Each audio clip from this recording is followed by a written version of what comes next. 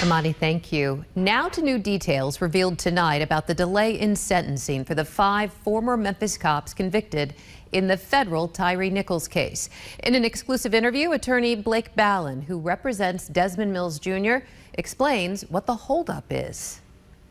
So everything's up in the air, unfortunately, right now. Blake Ballin, attorney for former Memphis police officer Desmond Mills Jr., says in the weeks since Judge Mark Norris stepped away from the federal case right before the sentencing phase, a flurry of motions has been filed by the other attorneys, most under seal. I know the public's curious. I certainly understand that. These things are under seal for a reason, and if the judge at this point decides that they need to be made public, she will.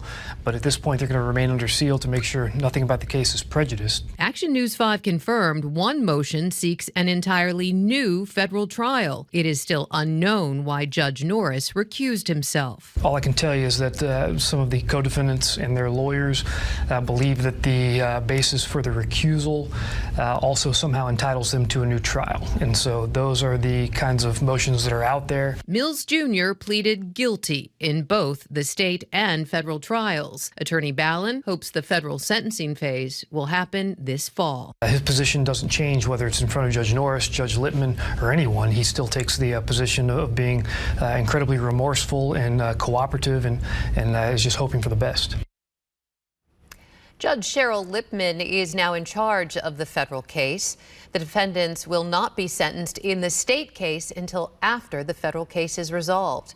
Remember, 3 of the former officers were acquitted in the state case.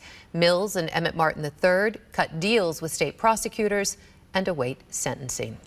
Tyre Nichols' mother, meantime, wants to push back the trial date for her $500 million civil lawsuit filed against the city of Memphis. Her legal team says the city's attorneys stalled the release of critical information. Rovon Wells filed a motion asking the judge to extend the time allowed to gather evidence and to extend it by 4 months.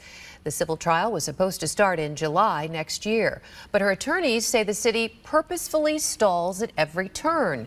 They requested data in November 2024 and said the city did not turn over the bulk of the documents until nearly 8 months later. A status conference is scheduled for next week.